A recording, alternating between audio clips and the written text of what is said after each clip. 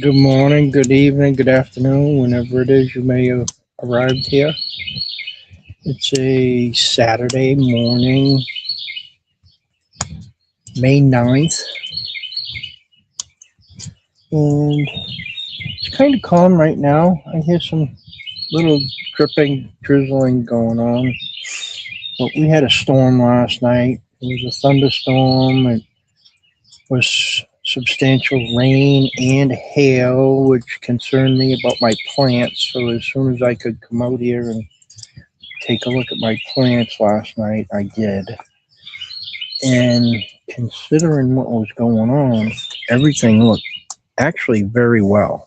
So I'm in high hopes for the sun to come out today and assist the plants in standing back up.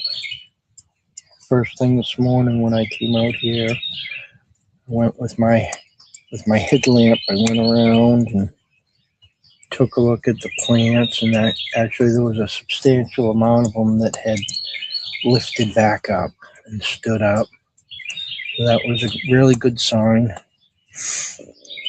And I guess I'll just have to see, because yesterday I worked very hard at getting the rest of the pepper plants in the ground, and I got all of them except for the last 24 plants in the row that's behind me, which is the banana plants, which was being put in actually just as a filler, really.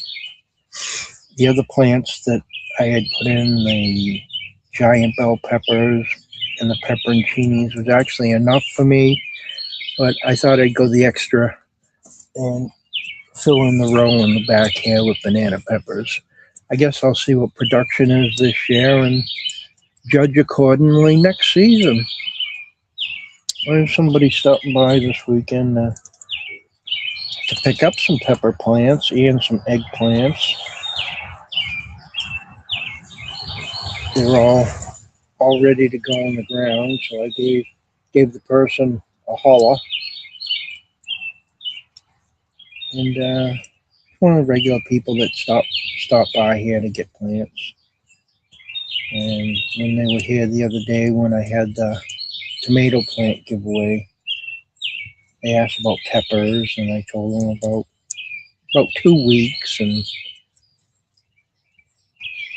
the person gave me their phone numbers. There's a couple, and then he gave me both of their phone numbers so I could be able to get in touch with them and make sure that they got some.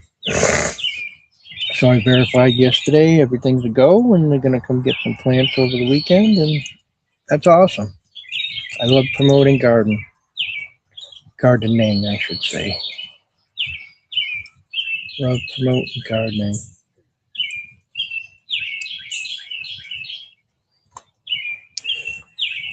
Excuse me. Little chill. Anyhow, I'm out here having some coffee because this is another thing I like to do. I like to garden. It makes me happy. I like to share with people, whether it be seedlings or vegetables that come out of the garden. It makes me happy. Sitting here having coffee makes me happy. Yeah. Joining a campfire makes me happy. It's all that pursuit of happiness part that's listed in what people call Declaration of Independence, even though that really is not what it is. It is actually the jurisdiction of the United States. That's the proper title for that, beyond the title it was given, because it was just called a declaration from the Second Continental Congress, July 6, 1776. It doesn't have written on a Declaration of Independence as the title, because certainly Thomas Jefferson knew, if any of the others did not know. He was the main writer of the Declaration. He would have known this jurisdiction means legal declaration. And what they were writing was a legal declaration, which is jurisdiction.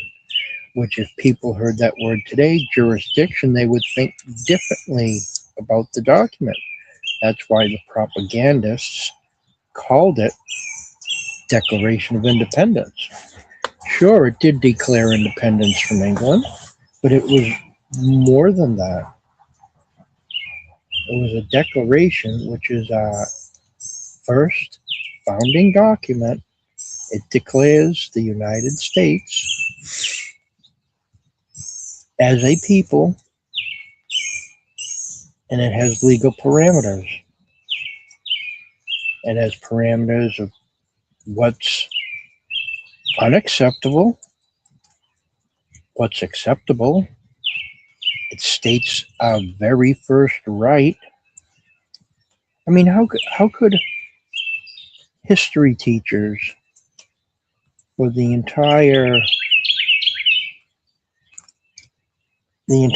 of the United States, which is 250 years now, how could history teachers, how could college professors miss such important facts of the most important document for this country? How could it escape them? That our very first right is the right to alter or abolish any form of government. And that very first right becomes actionable as it's described in the document.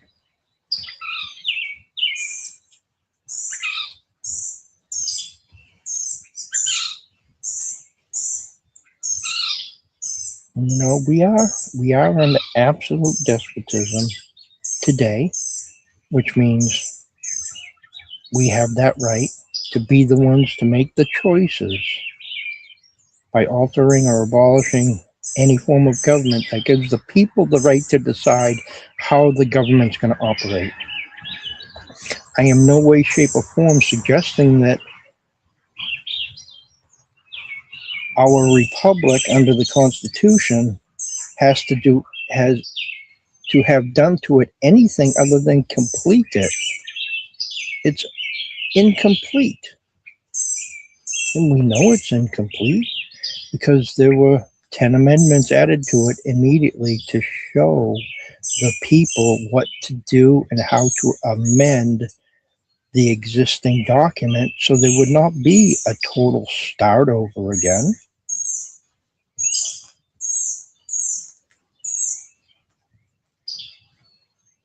In life, in our certain rights, life, liberty, and the pursuit of happiness, they're not exact rights. Those are the premises to act on creating certain rights, meaning specific rights, that they naturally flow. They naturally come forward based on those premises: life, liberty, pursuit of happiness. Because they're not absolute rights. If they were absolute rights, we could not have criminal statutes that punish people and punish them by taking away their life, their liberty, or pursuit of happiness. We couldn't have those. If those were absolute rights of the citizens, we could not have laws, criminal statutes. We couldn't have civil statutes. It's just that the presentation of the document confuses the average person. And the average person has never taken the time to figure out what it's all about. And like I said, the history teachers don't teach the truth, whether it be elementary school, middle school, high school, junior college, universities. None of them teach what the Declaration of Independence, and I'm saying that because that's how people understand it, or how they understand it to be. Not even the Secretary of State that does. You look at the Secretary of State website, you'll see where there is information put on there about our founding documents, and it's very misleading. It's very misleading. They should be talking about the aspects like I'm stating right now. That's what should be written up there so the people know what's going on. But we have a dictatorship, an aristocracy. Like I said, absolute despotism. And that's another thing. Has anyone ever taught you what despotism means? If you look up in the dictionary, and a dictionary is just words and how they're commonly used. So if a word is commonly used inappropriately, that's going to be the main meaning of the word until it changes, until the people change, until the people become educated. And how can the people become educated when higher forms of education or any form of education doesn't address the truth, the specifics? Now, if you look up despotism, you'll see something like tyrannical acts. Just like if you look up despot, it'll be a tyrant. But that would be pretty redundant when it mentions tyrants or despots. There's really no reason. If both of them just mean tyrant, why say tyrant twice?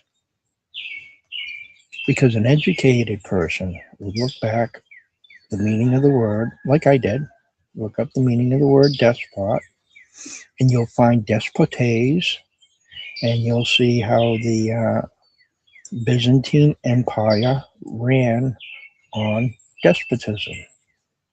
And despotism is a tyrant, but it's a tyrant that's put in place by another tyrant. And we have that going on in our country today through an aristocracy. And the aristocracy in our country is corruption. It doesn't matter if you're a business owner. It doesn't matter if you're a foreign nation. It matters if you have money to bribe the politicians of the United States of America up to the highest seat of the land, known as the president. If you have the money to bribe them through campaign contributions, which were made as legal bribes by the same people or the same types of people that accept them today, they made this money laundering scheme of bribery legal for them to accept, but we can still call it what it is, which is bribery. And that's how the aristocracy works. The people that have the say-so are the people that give the money and bribe and corrupt the politicians. And they get people put in place. They bribe the party. They can get certain people moved up the ladder in the parties in order to get them into the higher levels of position. It's that simple. So you get despots, which are the people bribing the politicians. You get despots, which are the politicians working on behalf of the aristocracy instead of working on behalf of the people. And then you even have the politicians putting in place their own despots in order to keep business as usual, no matter who's sitting in the seats of the politicians, no matter who's a senator, no matter who's a congressman, no matter who's a president, no matter who's a vice president. There are levels and levels and levels of despotic bureaucracies. Now, I've heard my entire life people say, the only way to straighten it out is contact a senator and try to get a bill introduced. And then, look at the procedure. We have rules. This is how this stuff works. And that's the attitude that they would take. I've tried it. It's futile. It's ridiculous. It's relying on a system that hides information from the senators, hides information from the congressman because all they all care about is the money and the power. They don't care what the average individual thinks or wants or needs. They actually really don't. Because they're tyrants. Because they're despots. And just from what I've described right now, if you went out and checked it out yourself, you would easily learn and understand this country is under absolute despotism, which means the trigger has been pulled. It's the people's right to alter or abolish any form of government. That doesn't just mean amending the Constitution. That means amending the Bill of Rights. They call it a Bill of Rights for something because it's supposed to be rights of the people. Is that what you see when you look at the Bill of Rights? Do you see a list of the rights of the people? Absolute rights? Not really. Not really. And what we do have there is misused, misunderstood. And one of the reasons is because, we got lawyers that they come from their, whatever their college or university club is, law school club is, they gang up together to make money and power. So they're a huge problem in and of itself. We need them. We need them to deal with things. We need them to deal with civil things and criminal things on both sides, whether it be defendant or plaintiff. But nonetheless, this shit got to get straightened out, and it got to start getting straightened out quick. When we have a president that's committing acts of war without the permission from the Congress, it shouldn't be happening.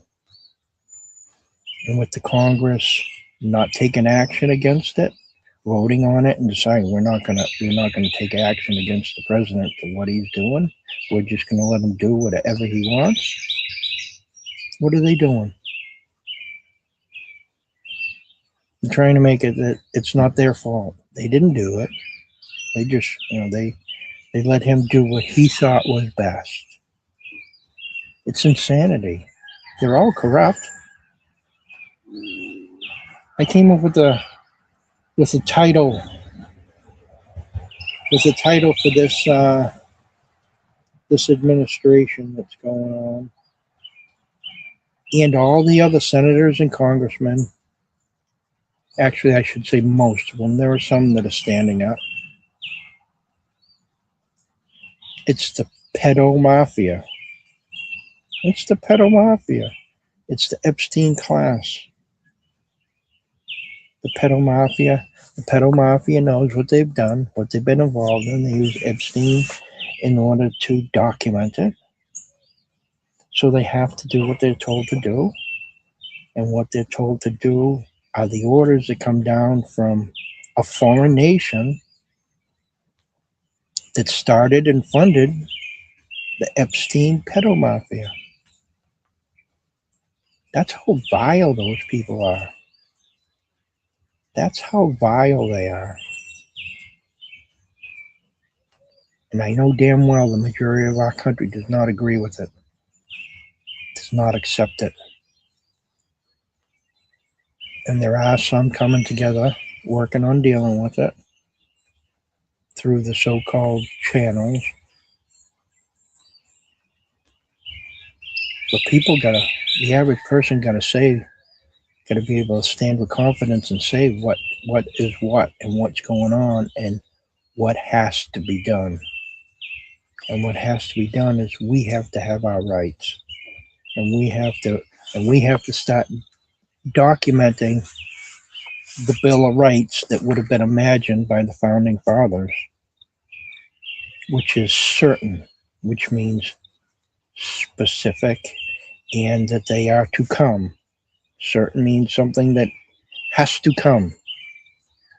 It also means specific. So there's specific and laws that have to come that are rights, specific rights.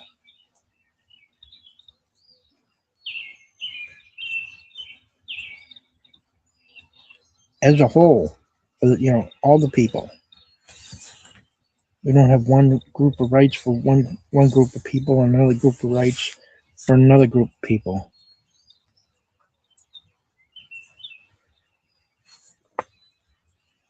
That's what we have to do first. Now you might say, well, those are vague rights then. Well, we're supposed to be one class of people. I know the country didn't start out as one class of people because the people that were here when the country got established were pushed to the side. All the atrocities were committed to them that are being committed to the people over in the Middle East right now as I speak. Same thing happened to the people here. And then when they were told that they could set up their own sovereign places, which the government would tell them where that could be, and then they changed their mind over and over again based on natural resources. But when that part had happened, they still robbed the people. They still murdered the people in order to get access to their natural resources and their wealth. I live in Osage Nation, right? I haven't seen the movie. I've just read about it. I've read quite a bit about it. But the Killer of the Flower Moon. Check it out. That's about many, many murders that happened around here where I live. And it was all to steal wealth from the natives. This is long after, this country was started. This was long after the Civil War even. And these atrocities were still going on. And there's still atrocities going on today. And that needs to be dealt with properly too, because the people of the United States, the majority of them, if they understood all that is going on, they would change it. They wouldn't let their representatives in the bureaucracies that are in place continue the way that they are. They would change things. Why should the federal government be managing the wealth of a sovereign nation, managing their resources, pushing them around, going across their land with oil pipelines that they don't want crossing their land because they're dangerous, environmentally can be catastrophes. Because if you look, and I have, if you look at some of the reservations around this world, or places that have high concentrations of indigenous people, a lot of places are poisoned. There are places in Arizona that I looked at that look like might be kind of interesting to go to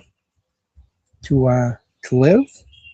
One of the problems in that region is uranium poisoning in the water.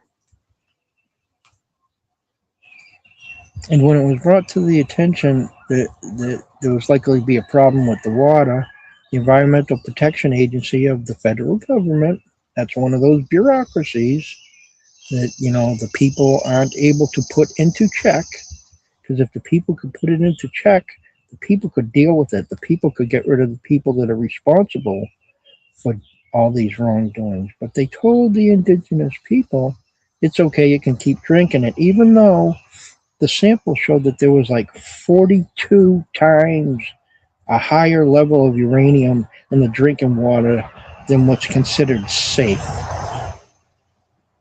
So they used it as an experimentation on the people. That should not be happening.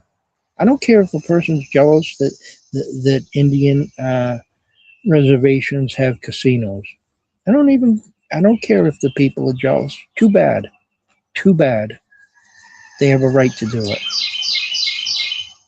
And that's what I ran into when I was living up north near Boston. People were jealous because there was an incident that occurred where the state police, a couple of state troopers, got on the front porch of a tobacco shop on an Indian reservation and were physically fighting with them and were trying to close down the tobacco shop and keep people from going in there because the reservation decided they were going to stop collecting taxes on tobacco for the state government because they had an issue with the state government. Now, that's sovereign land. It doesn't matter if they had an agreement with the federal government that they were going to collect taxes on the tobacco. They had an issue with them. It's called a sanction. They were sanctioning the state government, is what the tribe was doing. Perfectly legitimate. If the country of Mexico did such a thing to the country of the United States, there wouldn't be stormtroopers sent into Mexico to have physical altercations at a place of business in Mexico. That's not how diplomacy works. But the issue at hand is people thinking might makes right, and might doesn't make right. If that was the case, the most brutal savage would win. And that is not always the case. Well, somebody came in and said, hello. Hello, Ghost Dancer Radio. Good morning. I started going off in a tangent. I guess I have those things rolling around in my mind because they're unsettled issues in our country.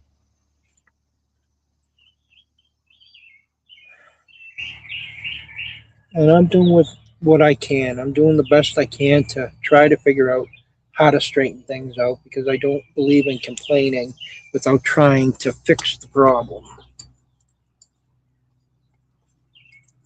Oh, my fire's way too low. I don't know if I'm going to be able to recover it.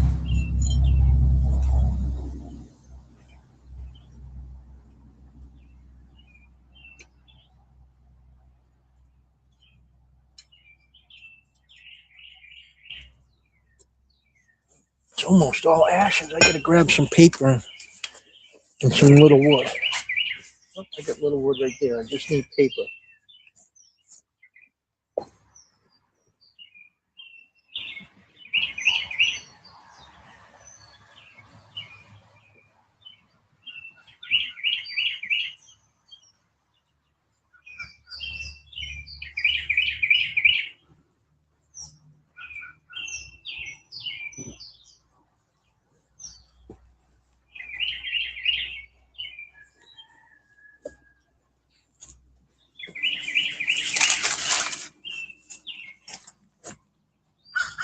Yeah, sometimes it takes me a long time to stop talking, but when I start talking, I don't want to shut up. It's weird, but it's part of my personality. I like to try to get things right. I like to get things in order. And usually it has to do with something that needs fixing, something that needs rebuilding. And whether we like it or not, our country is on the verge that it needs rebuilding. It really does. It's stuff that's going on.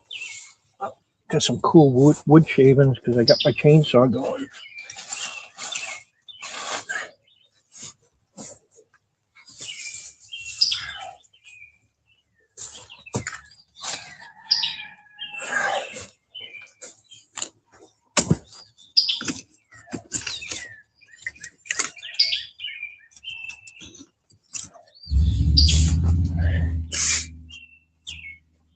started getting into my wood source for my cooking fuel, emergency cooking fuel and camping cooking fuel, which is just pieces of lath, wooden lath from this 100-year-old house I live in.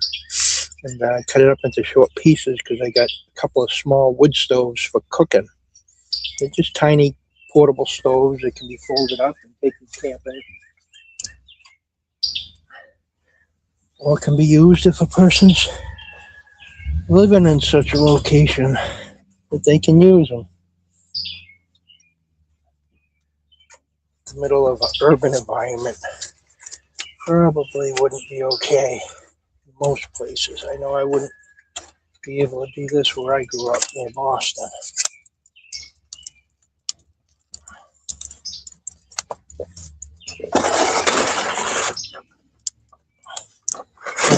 I'm in high hopes I'm going to find my way back to Maine again, out to the wilderness that I really love. And I would like to spend the rest of my life there, actually.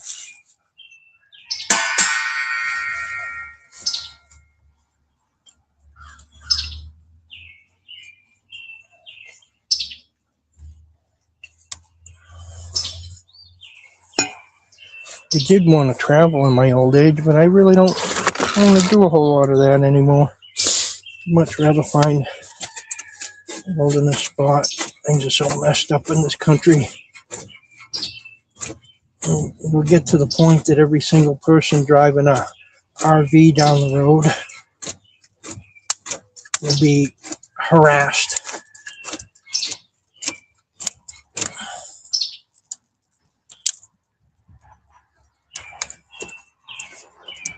Unless, of course, they have a $500,000 RV or something like that. It's very, very expensive.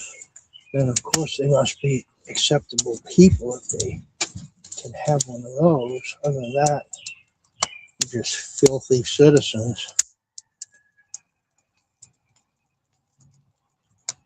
And that's the way the government looks at us.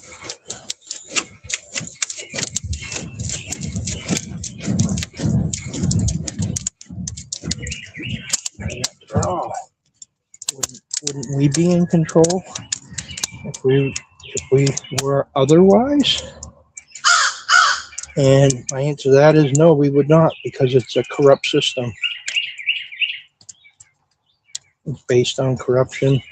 The two-party system, both parties are corrupt. That's where the corruption comes down from. That's where the fascists, the Nazis, are told what direction to march, because they gotta make their money too. They gotta get their power and money, and their power is telling the others what to do and how things are gonna go and what the people that are bribing them want.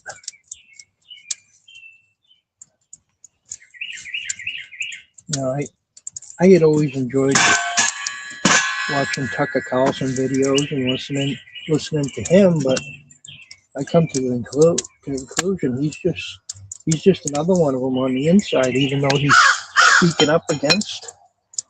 I hate to say it, but I think he's just controlled opposition.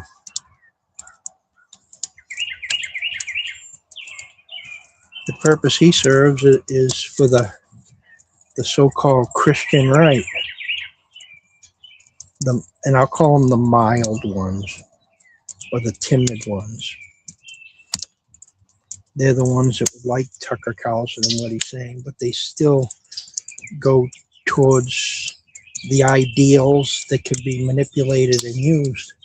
I mean, Peter Hegseth has the military telling the young people that he wants going over to Iran, that this is a biblical war that's going on. It's a holy war, which is absolutely, positively insane in this country for that to be allowed. That's what I'm saying. If it's a people that have the right to decide everything, they just kick them out.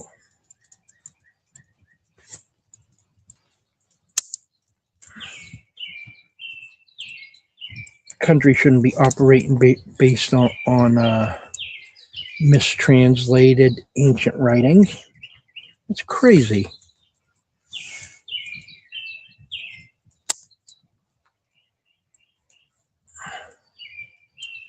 Yeah, I don't know. I don't know if you were in here looking a little while ago. I had mentioned the pedo mafia. That's the new name for the administration that's going on, and the corrupt people that have financially supported them. Yeah, I mean, the Biden administration was the same. I'm not choosing sides between so-called conservatives and liberals. That's just a bunch of friggin' nonsense. They both take money from the same groups and do the same things. It's the pedophile mafia. They're a bunch of pedophiles, and Israel has dirt on them, so Israel can make them do whatever they want them to do because they're scared.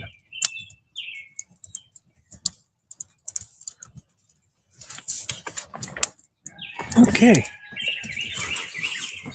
I finally started back up. There was enough coals. That's good.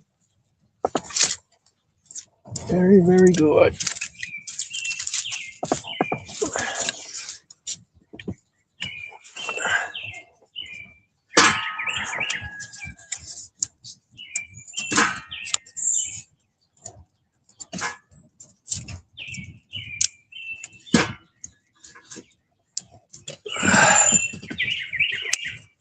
I only got a limited amount of firewood here, too.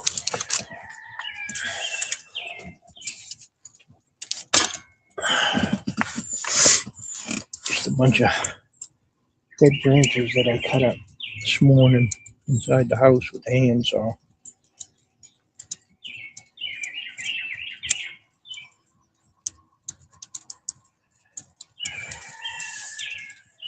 We had a rainstorm here last night.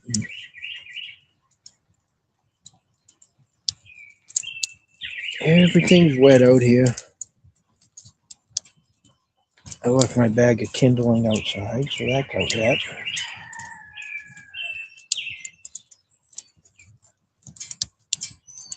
Worked getting my pepper plants in place yesterday. I got almost all of them. I got 24 more that I gotta do.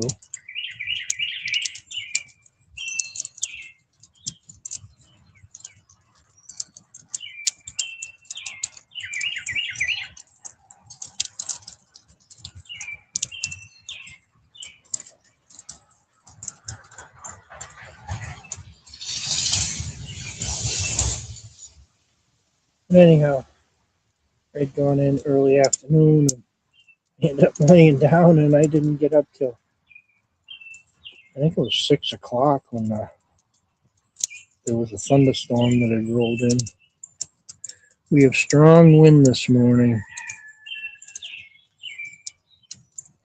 Yeah, you guys get a lot of strong wind up that way.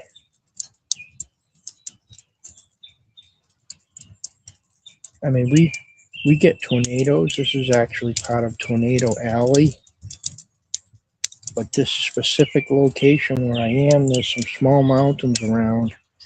And the original natives here used to say that this was a good place to stay because the mountains kept the tornadoes away. And my house has been here over 100 years. Still standing. And there has been tornadoes that have touched the ground nearby. There was one that touched ground. It was like within 5 miles. It was either 1 or 2 years ago now. Might even been 2 years ago because time flies. Kansas? Nope. Oklahoma. But Kansas, because it's so flat out there, they get a lot of wind there. The volume of the wind unimpeded gets to build up. And some of that comes sweeping down too from the, I guess they call it the panhandle here of Oklahoma, because it looks like a panhandle. Yeah, this is just a place that I ended up ghost dancer. In all situations in life, people end up moving around. My brother lived here in Oklahoma and he was killed, and I had to come here to deal with that situation. And one year when my wife went back to Maine to visit, she sent me a letter saying that she was divorcing me. Happy day. So I ended up buying my own house here because it was the most economical thing that I could do. But I still want to find my way back up to Maine. I had moved up there in Massachusetts because that's where I wanted to live. And I still want to live up there, but actually in a different location on the northern coast. I'd like to have at least 1 acre and be close enough to the ocean that I can smell it. And I don't mean some marshy inlet that has a bad aroma to it. I mean the nice, crisp, clean, salt air. That's what I'd like.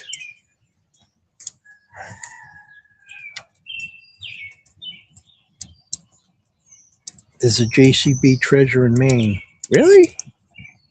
Which one is in Maine?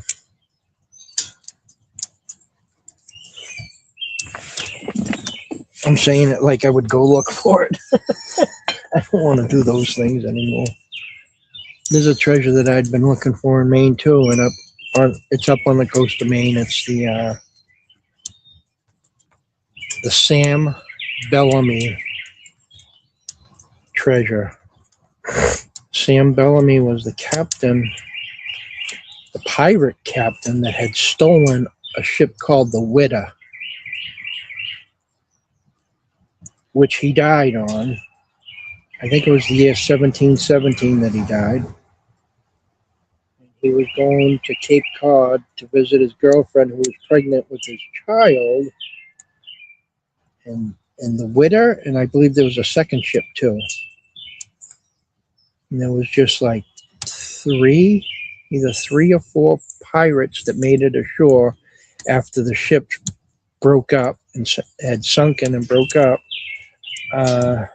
And they were put on trial, and I believe they were hanged as pirates. But the year that I went to Wellfleet Beach metal detecting, and I had already known about the Widow, and that's why I went to Wellfleet Beach, and I was interested in it, but I didn't have any boat to go out in the ocean to go searching, so I was just playing around to see if I could find anything on the ground. And the following season, the ship was discovered. The Widow was discovered.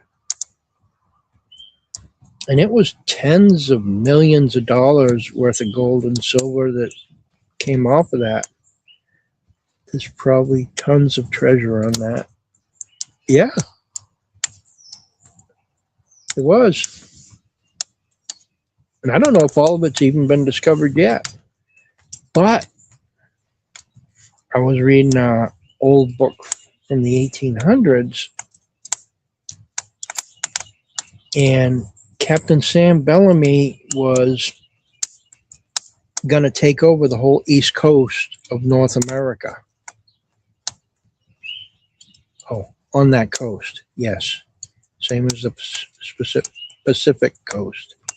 Yes, there's a button that gets in my way, and sometimes I don't see the last word.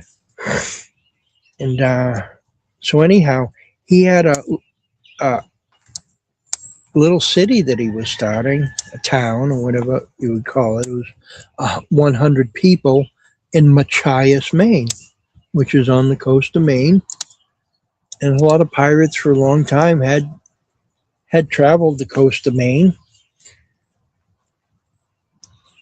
But he had taken a ship out with a crew and a treasure of 8,000 pounds of gold and went and buried it somewhere on the coast. And it was put in a vault on the mainland. Well, actually, I don't know if it's mainland. Could have been an island.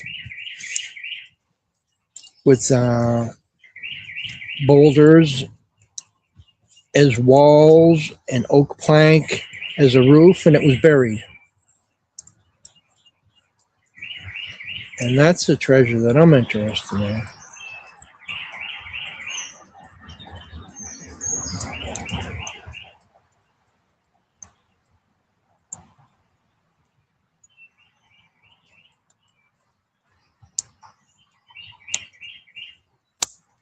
I may die of old age before I get there. But even if I get back up there, that doesn't mean that I'll be able to find it. So it's just a fun thing to do and think about. It's a lot better. It's a lot better than these commercial treasure hunts.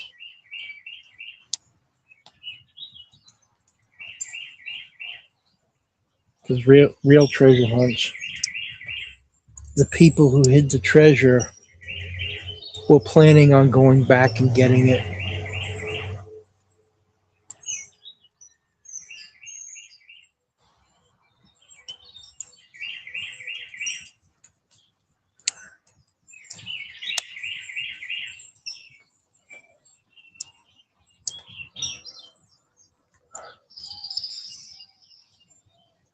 I'm probably going to die on a trail looking.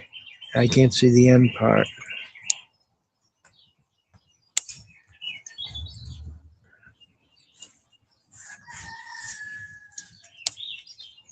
What are you going to be looking for?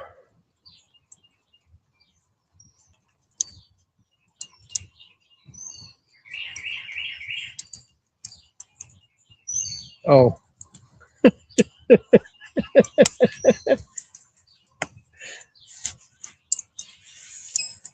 Treasure. Oh, there's worse ways of going.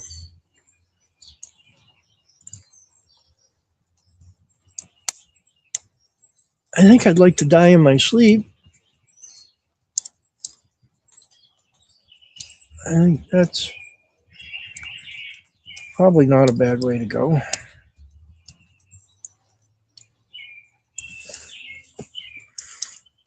I know eventually I'll die because that's how this life works. That's how this life stuff works.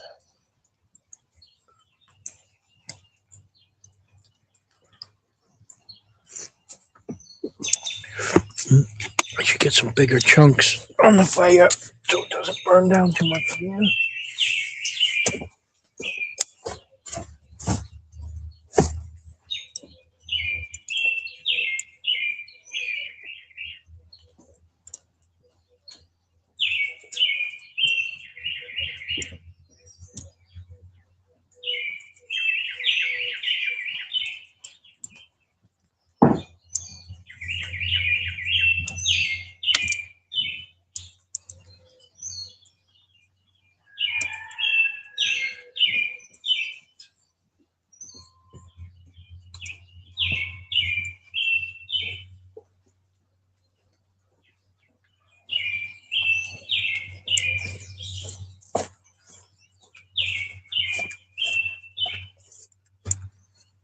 This stuff actually burns pretty good once it gets started. It's green, but it's pecan. When it starts burning pretty good, it makes some good wood gas in this. This is called a smokeless fire pit because it has all kinds of holes around an inner ring, and the smoke gas gets drawn into that chamber part and ignites as it comes up out the top.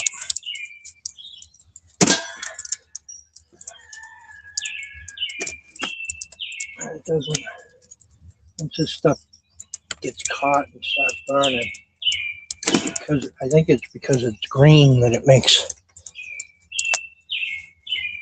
the wood gas.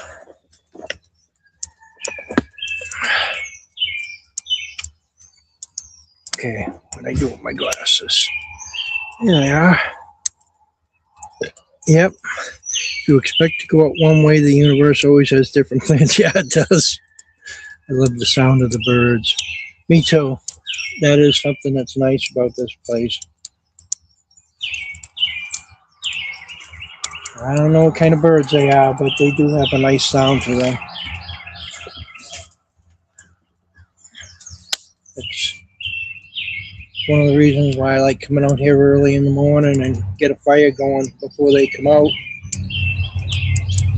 So I can enjoy my coffee, watch a fire. And it's always nice, the warmth coming off of the fire when it's just a little bit cool out. And listen to the birds as they come out. And then after I have enough coffee, I can get doing something around the yard. Because there's always something to do around the yard here.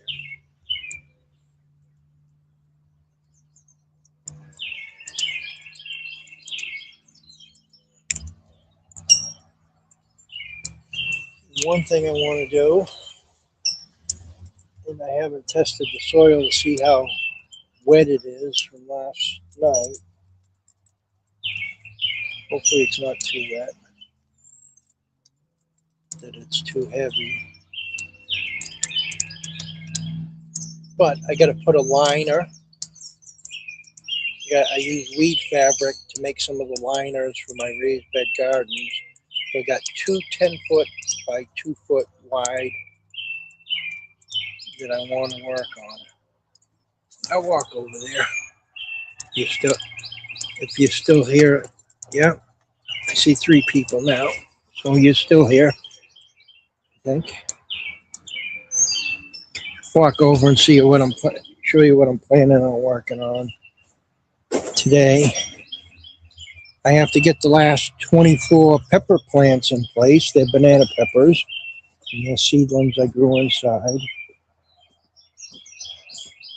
So I got to get those in, which isn't a big deal. Everything's ready to go there. But I got these 2-foot wide by 10-foot long raised bed planters that I want to get filled, because the utility crew told me they're going to bring me soil, and I told them I need 30 to 50 yards, and they told me that I would that they would bring me quite a bit. So whatever the number ends up being, it is. But I got to open this up right here, and this is where they're going to bring it in, and this is where the last utility guys dump soil. They dumped 6 to 8 yards of soil right here. Not sure exactly how long ago it was now. A few weeks ago, I imagine. But that's all I got left. And yeah, it doesn't look bad.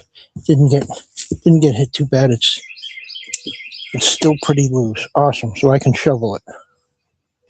That clay soil can be a booger when it's wet. But yeah, that's something I gotta do. One is my phone, and I have you on TV too. Oh yeah, you had mentioned that you used the TV last time you were here. Yeah, see, these eggplants got smashed, but I'm thinking that some of them are still lifting back up, so I think they'll be okay. If it gets out nice and sunny out today, I'll have to dust them off as the dirt dries, and I think they'll stand back up. These were mashed down yesterday from the hail, but they're standing up again, so things are looking good. I thought it was going to be pretty bad when I heard the hail, and then I looked outside. I was like, oh my gosh, I just put 72 seedlings outside, And even the ones that I did prior, they were still pretty small. So fragile. They're so fragile. But yeah, they're small, but they survived it. They're standing up already. Sun's coming out. They're survivors.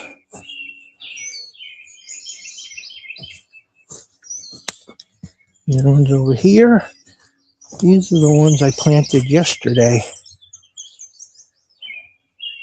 Yeah, they're tiny ones. And they survived it somehow.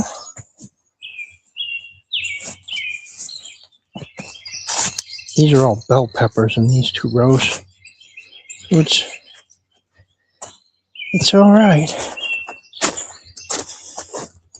Broccolis are pretty rugged. They did well. There's 96 in that row.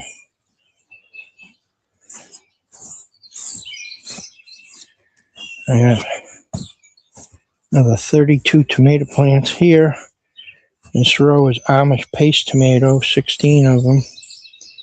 This row is beefsteak, 16 of them. And they all look good. They survived it.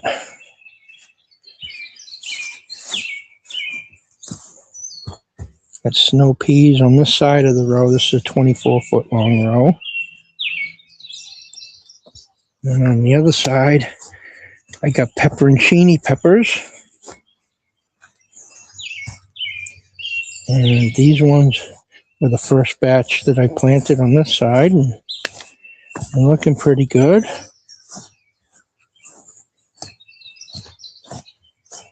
And on this side, I got same thing, snow peas, but these are the peppers I planted on this side. These 4, I didn't have enough to finish it because I didn't know how much the people wanted for plants. So I saved them back 24. But they only wanted 8 each, so I made square boxes which fit 9 and boxed up 9 of each variety that I had. But that one doesn't look too cool. That one right here. That one looked like it's not going to make it. These 2 are all right. That one's all right. This one maybe, maybe not. These look all right. These look all right. These look all right. Cool. These probably so. The top leaves are off of it. The first leaves are still there, so it still might grow. That one, okay. That one's okay. This one's laying down right here. It might come back. That one, just first leaves are left. That one's okay, and those 2 are okay. So there's plenty, even if I didn't put any more in, but I'll just wait and see what happens, and then I'll fill in afterwards. These are my first broccolis, these 2 rows that I planted this springtime. I seen one broccoli crown starting out of all these. But it's done that way. Actually, this might be a second one. There's a little one right there that's starting. These are called Goliaths. They're supposed to grow up to 1 pound crowns, which would be awesome if they did. I seen another one in here somewhere yesterday. Pretty sure that spot wasn't the spot. It was down here somewhere. But that's the way it is. Oh yeah, here it is, right at the outside of the row. There's another one starting right there. But if these bad boys get up around 1 pound, that would be awesome. This is my favorite vegetable. I would definitely buy another freezer to make sure I could process this stuff and freeze it. But these plants are getting nice and big and healthy. It should be within the next few weeks that I have something harvestable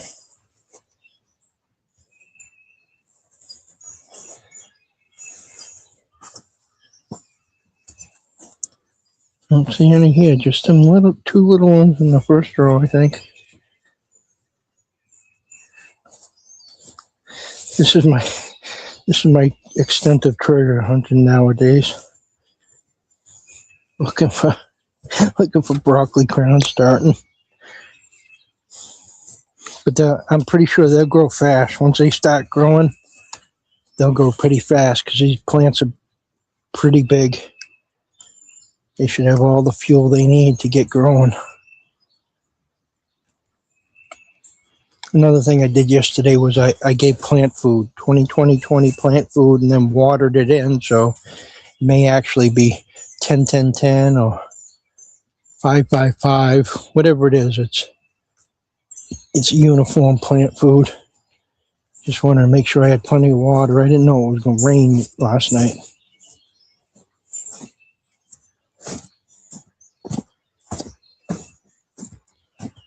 Ooh, that sun's warm. Heck yeah, gonna be a good day. It's gonna be a good day.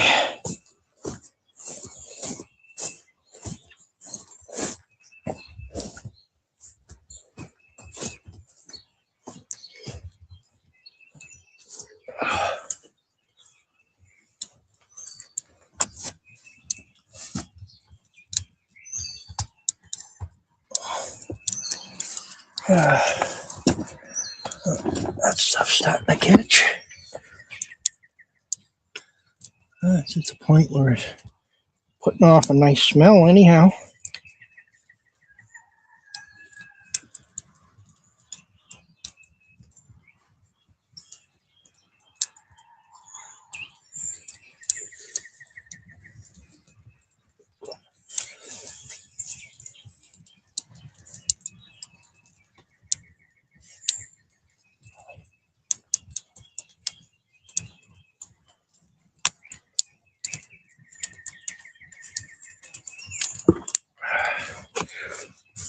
Here comes the sun. Yes, there it is.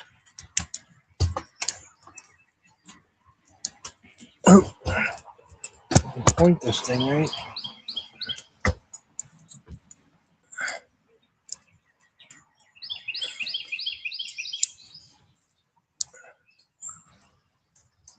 I don't know why I can't aim this thing right. Looks backwards. That's what it is. The screen's a backwards picture.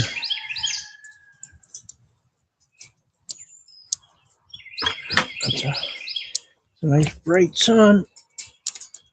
No clouds in the way. Great day to write a new song. Suppose it would be. Do you write your own songs? I'm guessing you do.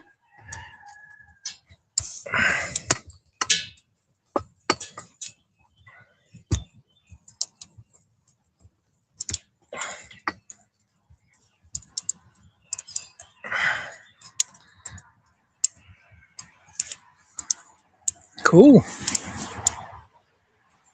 That's awesome. Yeah, there's a lot of people using that AI to write songs for them, and I mean, I suppose AI can write decent songs, but I don't think of it as the same. All originals, no covers. Awesome.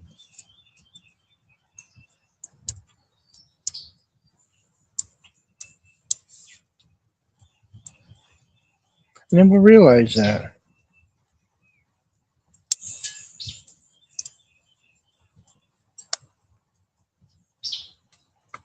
Maybe I did and just don't remember. I'm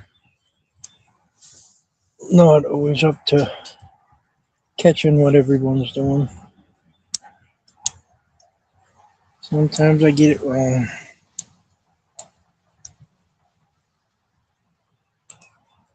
I use AI when I get writer's block.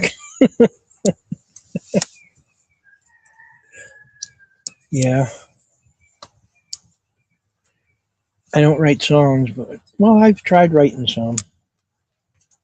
That's not primarily what I do.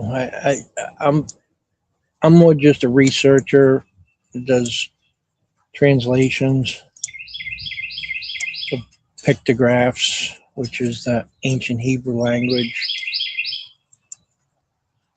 So the writing I do is very boring most of the time.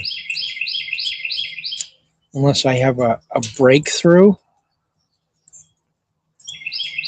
just the cataloging of everything is boring as anything. And there's almost 9,000 words.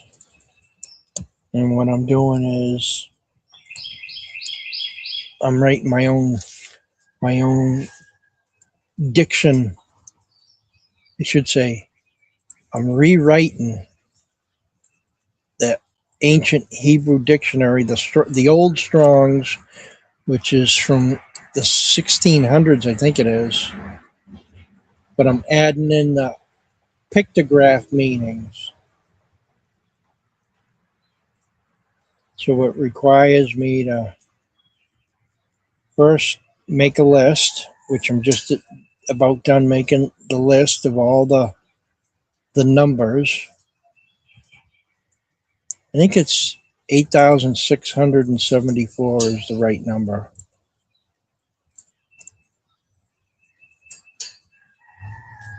And I'm somewhere around 8,000 right now. But that's just making the basic list.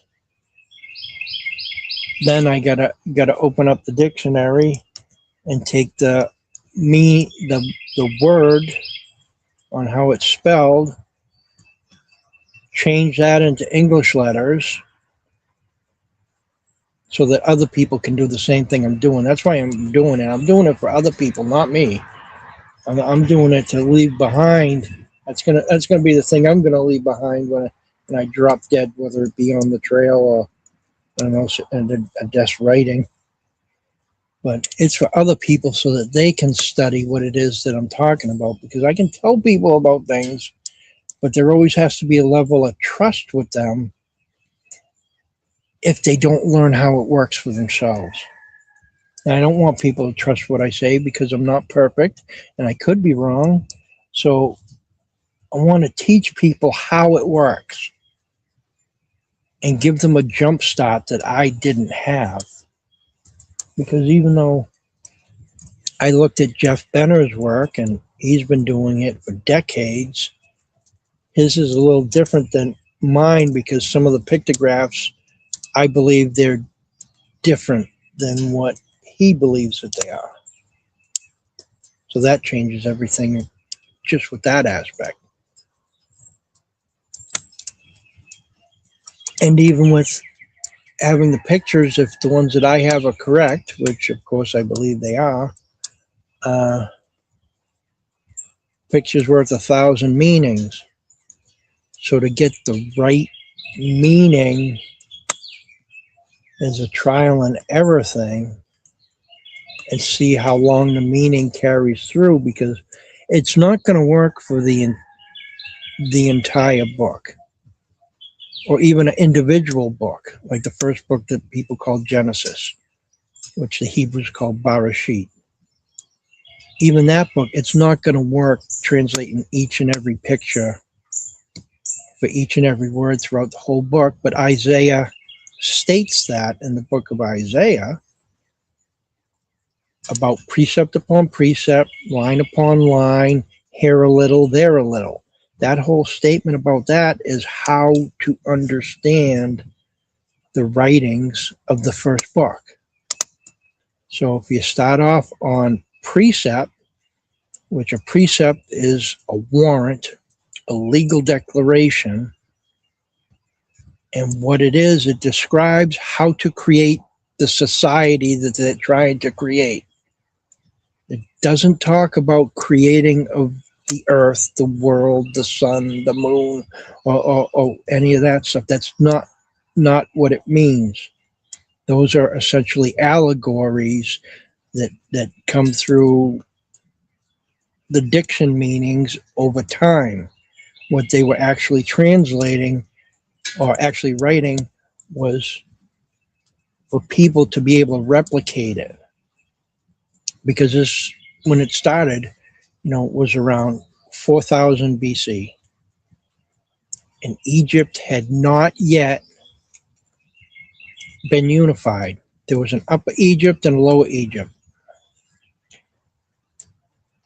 Around 3150 BC is when it became unified through King Narmer, which, you know, we have information to show that. And that's around the time of Lamech, which is the 9th in the series of generations that's in Genesis. And they all supposedly were still alive. They weren't just single individuals. They were groups. The Dead Sea Scrolls. Yes, there are Dead Sea Scrolls. It's questionable if they're even authentic. It's questionable because, like, the pieces of Dead Sea Scrolls that the Green family got to build the Museum of the Bible are fake. So there's been a lot of fakes that have been sold, made large amounts of money with these fakes. But what they would do is they would take old material and write on it. And that may even be what some or all of the Dead Sea Scrolls are. It's really not known. But they're not written in pictograph form. They're not that old.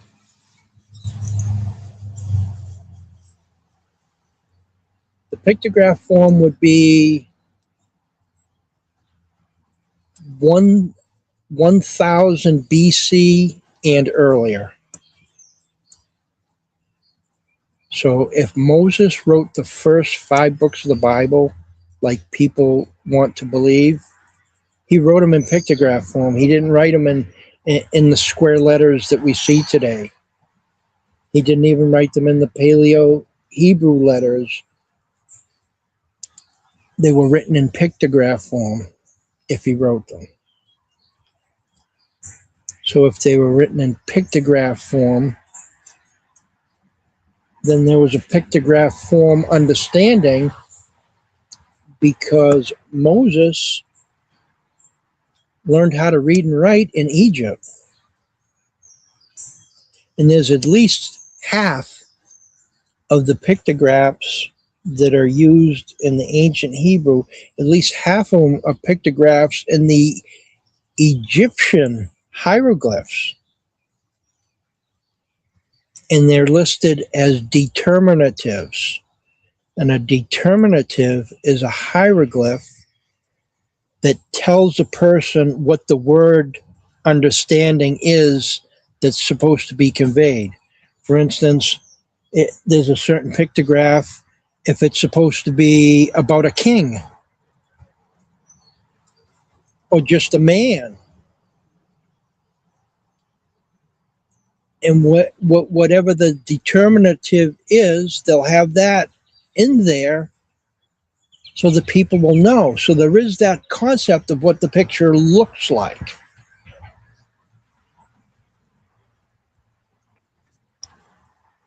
People probably didn't know how to read. Exactly. And what I discovered, actually it was kind of recent, was the 13th century BC. In the book of Judges, chapter 3, verse 13, it talks about how the Lord had Israel smoted. Well, smoted means killed. And then it continues on talking about the children of Israel. So it says that Israel was smoten, and then it talks about the children of Israel were sold off as slaves, because the children of Israel is different than Israel. Israel is a group name, and that name means something specific, and it's what they do. It's a covenant. Israel is technically a covenant and a name of the group. And the covenant was between the group of Israel, which worked for the Egyptian Empire, in the land of Canaan because the Egyptian empire ruled over the land of Canaan. So even the story saying that the Hebrews fled Egypt up to the land of Canaan to get away from the Egyptians is ridiculous because the Egyptians controlled that area too. They were just slaves relocated. But because Israel was smoted, that means the leadership was smoted. That means the descendants of Jacob were killed.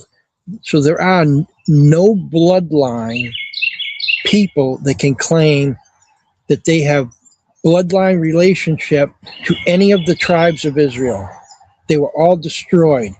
They didn't follow the covenant they were supposed to follow, and the cost of not following the covenant, they do a whole ritual thing about sacrificing animals and splitting them in half and taking a smudge pot and passing it between the middle, and that was a ritual to commemorate that if the covenant is not kept, that's what's going to happen to the group that didn't keep the covenant. They're going to all be slaughtered. So that's what was being described in Judges 3:13. So there are no bloodlines. So any of these people today now, they say, oh, my lineage goes back to the tribe of whatever, Dan or any of the other ones. I'm having a brain cramp right now. Judah. That's a common one that people use, that they're from the tribe of Judah. No, they're not. There is no people from the tribe of Judah left. They didn't do what they were supposed to do, and they were all destroyed. Now, that's not to say other people didn't pick up and make that covenant like David, because David was the next succession that happened after Judges. There was King David. That's not to say King David didn't make a covenant with Egypt. Solomon certainly made a covenant with Egypt, because it's written that Solomon married Pharaoh's daughter without listing a name of a daughter. So with a closer look at that, if you look at it, the word that they translated as daughter, it's the word bat, the B symbol and the T symbol, which means household covenant. So Solomon made a household covenant with Pharaoh. He didn't marry Pharaoh's unnamed daughter. He made a covenant with Pharaoh, a household covenant. So he restarted what was destroyed, but it's not the same people. Like people say, oh, I'm from this bloodline. If somebody says that they're from that bloodline of any of the tribes, they're lying. They're lying. And when people realize that the covenant was with an ancient government known as Egypt, it doesn't have the same meaning as when people say, oh, it's of the Lord God and the supernatural identity that controls the entire world, that has power against people. But when they learn that, no, that was ancient Egypt they had an agreement with, then people might come to the sense and say, oh, yeah, the hell, Israel doesn't have any rights to anything. There was nothing granted to the Israel that's going on today. I mean, technically, Israel is a vassal state of the United States, and they should be paying their tithes to the United States, but instead they demand money, and the politicians give it to them. So yeah, there's a lot to the story, and it's totally different than 2.5 billion people think that it is.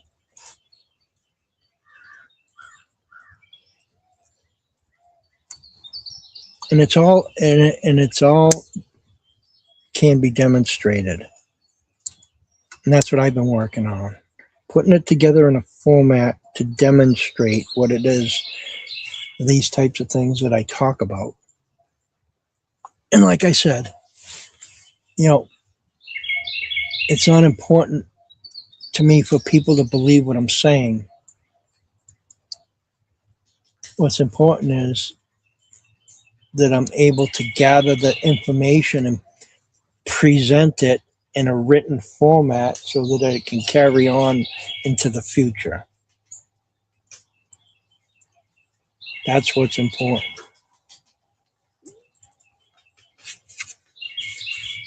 But I have talked about it extensively, and not just where you may have heard about it, but I've been doing this. I've been doing this since before Forrest Fenn's treasure hunt. I actually started in 2008, and I didn't hear about the treasure hunt till 2013. But by 2012, getting into my fourth year, I knew where everything was headed by that point in time. I'm not saying I had my translations right. I didn't have anybody to teach me. All I could do was look at what Jeff Benner did, say, okay, I totally agree that this is what's going on with it. And I was very slow to change the pictograph names on what the pictures were.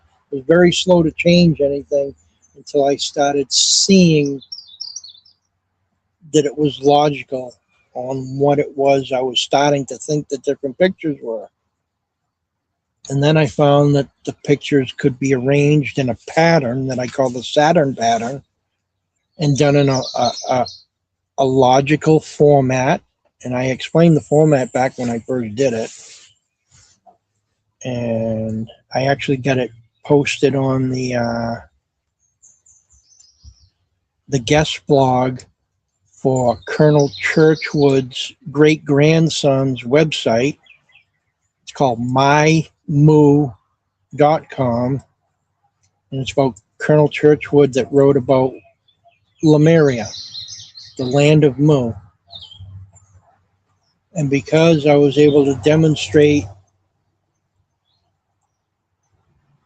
that it had to do with the thoughts of Lemuria and some of the translations that Colonel Churchwood had matched the translations of the Saturn pattern, which was combinations of two pictographs put together. And I showed him two different pictographs combined, two sets combined, and that they had to do with the translation that Colonel Churchwood also had was when he decided that he was going to allow my work to be put on his guest blog, because his guest blog, he didn't allow just anybody to post anything there. He had to review what people posted and make a decision whether he thought it had anything to do with his great-grandfather's work or not. And with my work, he decided yes. So that was a way that I also was able to start putting it on record where it is, liable to be there for an extended period of time for others to pick up on. Because I totally believe in the concept of Lemuria. Maybe not all the details of it. Maybe I have disagreements with some of it, but I mean, Colonel Churchwood did some really good work, I thought. It's pretty hard to take something that's extremely old and figure out what the heck's going on. The Egyptologists were unable to do it until they got the Rosetta Stone to use. They were totally wrong with everything that they talked about. And because our so-called Hebrew experts don't do what it is that I'm talking about, and like what Jeff Benner does, because they don't do that. They actually denounce it. I argued with university professors about it, and they say that we're wrong and dangerous and all kinds of nonsense like that. The thing we're dangerous to is that people might actually learn something.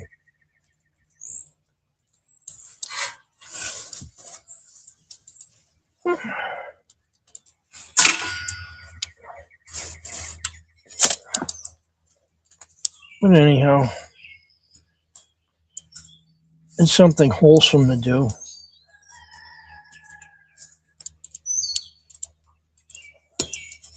And it has a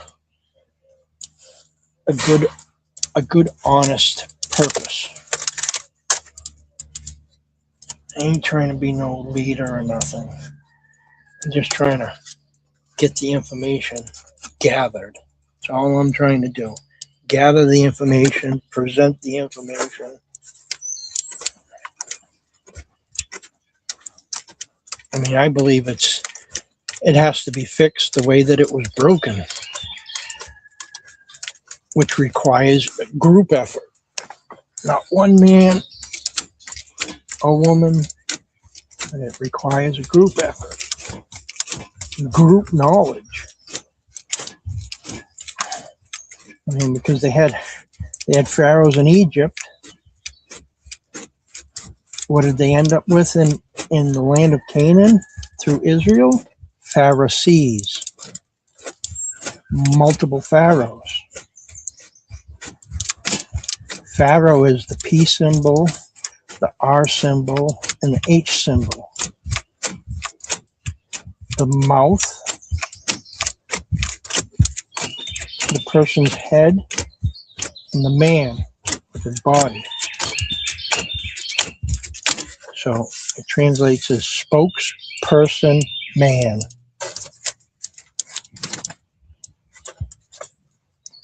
That's exactly what Pharaoh was, because Pharaoh wasn't the do-all, end-all.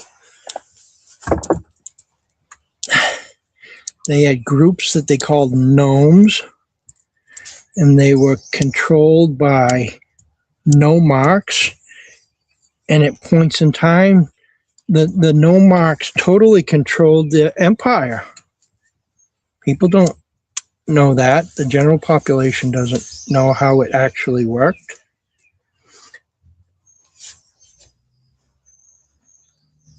It was a feudal system. So, people, they hear about this Lord of the Bible. That was a feudal lord.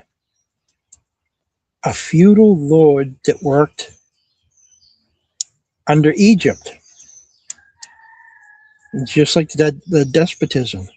But one despot, being the Pharaoh of Egypt, has another despot, being the Lord, which is a vassal, goes up into a foreign land and creates other little vassalages, such as the tribes of Israel, under the covenant of Israel. It's a feudal lord state. And they had it in Egypt. And that's, Egypt proper. When I say they had it in Egypt, that's Egypt proper, Upper Egypt and Lower Egypt. Also known in the Hebrew tongue as Mitzrayim. And Mitzrayim, that in and of itself, organization to direct Ra work organization. That's Mitzrayim.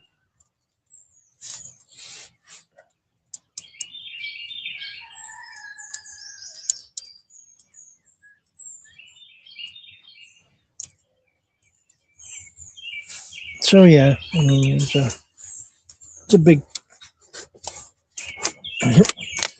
It's a big self-teaching experiment for me. I end up arguing with people, as you would imagine, on YouTube channels, which is fine because it's a good exercise. Keeps me sharp. But I gotta write it down. I'm not as brilliant as some of the people, because some of the people, that I watch. They're actually pretty brilliant the way that they present things, but they have the wrong data. They have the wrong data. They can be the greatest presenters in the world, but they're never going to get to the truth, which they claim that they're seeking the truth. They're never going to get to the truth with all the wrong data.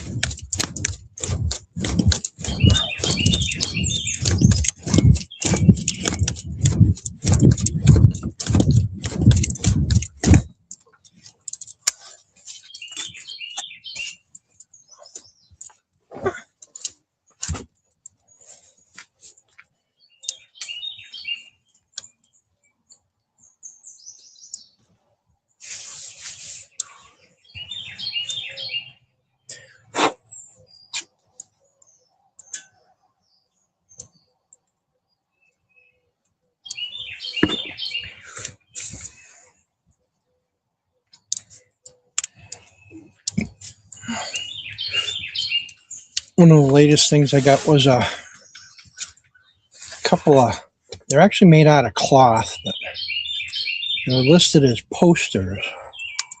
I suppose it can still be a poster even though it's cloth, because it is posting something. But the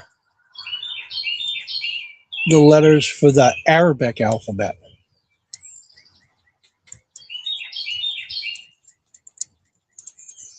Someone had mentioned to me that there's a lot of Arabic words that are similar to the Hebrew words, which doesn't surprise me.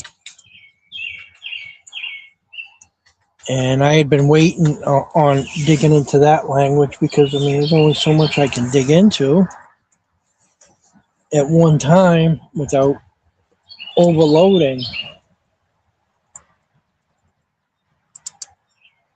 So I'm going to be getting into that next. But the search for the origination of the name God, that took a lot of years.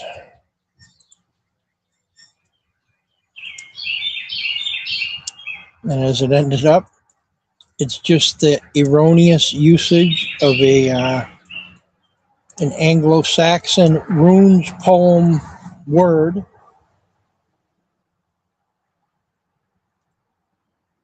Gifu Os Dag, which means gifts Woden Day. And it's the day of practicing, Wednesday, the day of practicing the gifts of Woden. And Woden's gifts, first and foremost, was the runes, which was the letters made with sticks. And so it was a gift of runes, it was a gift of language, it was a gift of wisdom, it was a gift of poetry. And Woden was the first of the kings of what became the Anglo-Saxon people. Well, all the reading and writing I've listening to people that I've ever done, it was all that Woden was a god, was a deity. No, again, they're wrong. Again, they're wrong. Woden was a human being, a man, the first king that brought everything together. And actually, I can show you where Woden is shown in the Hebrew language.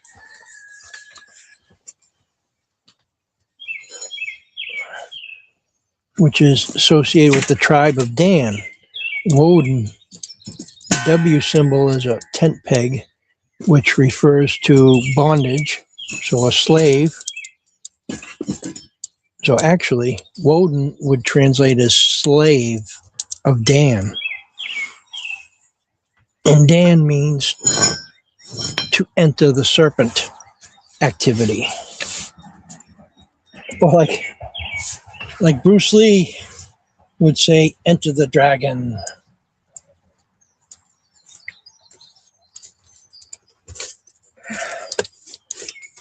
So there is a potential for that actually being related. But I don't want to talk about that too much because then the fake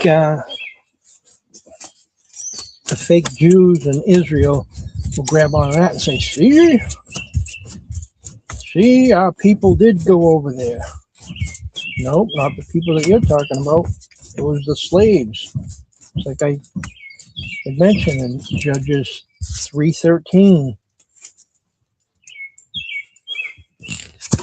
The slaves were sold off.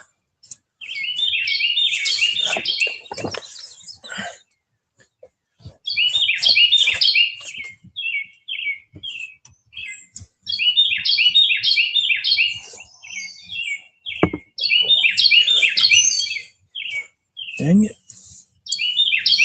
I'm burning that good. Oops. Missed that. Have a good day, Trusted. Thanks for sharing. Thank you for stopping by, Ghost Dancer. You saved me from having to sit here talking to myself. You have a great weekend, too. I think I'm going to shut her down.